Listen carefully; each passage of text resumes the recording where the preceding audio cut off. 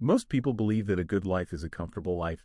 They assume that when things are smooth, they are on the right path, and when pressure appears, something has gone wrong. But life does not operate on comfort. It operates on capacity. Pressure does not arrive to destroy you. It arrives to measure you. Every time life wants to move you to a higher level, it first removes ease. Not because ease is bad, but because ease hides weakness. Only resistance reveals what is real. Nothing in nature grows without force. Bones strengthen under weight. Muscles expand under strain. Diamonds are formed under extreme pressure.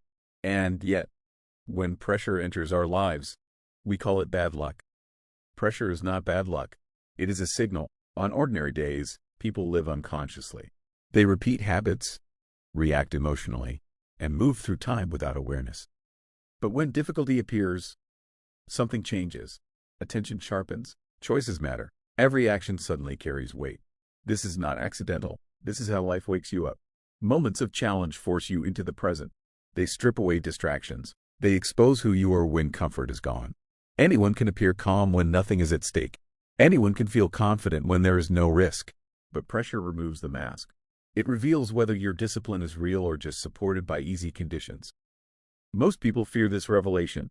They build their identity on convenience instead of character. So when life applies pressure, they panic. Not because the situation is impossible, but because their inner structure is weak. The real danger is never the external event. The real danger is internal disorder, panic, rushed decisions, emotional reactions, loss of control. Two people can face the same challenge. One collapses. The other becomes sharper. The difference is not intelligence or luck. It is self-mastery. When your inner world is stable, external chaos cannot dominate you.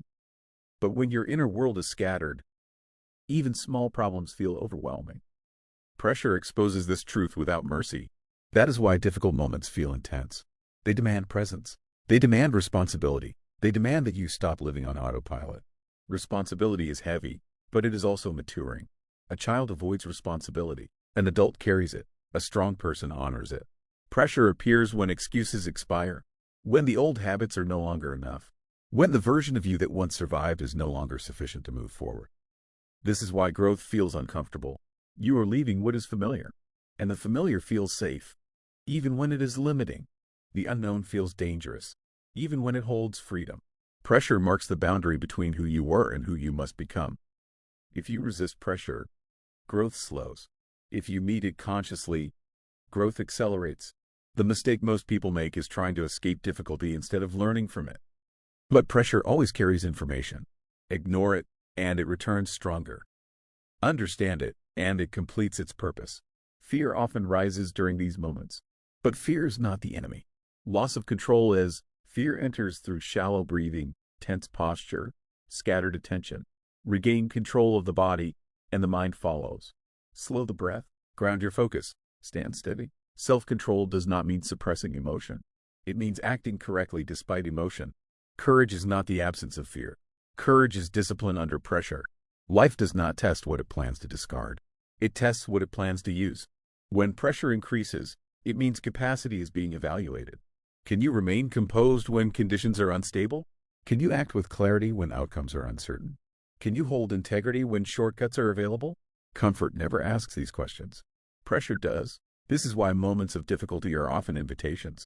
Invitations to refine focus, to simplify life, to release distractions, to strengthen internal order. Higher levels demand precision. Mistakes become costly. Carelessness is exposed, not as punishment, but as feedback. Pressure is not life turning against you. It is life asking more of you. Growth is not gentle. Transformation is not quiet. And maturity is not light. But when you respond with awareness instead of panic, something shifts. The situation may remain difficult, but your fear dissolves. And without fear, pressure loses control over you. The real victory is not avoiding the challenge. It is meeting it without collapsing. At the end of difficult days, the real question is never what happened, but who you were while it happened. Did you react, or did you respond?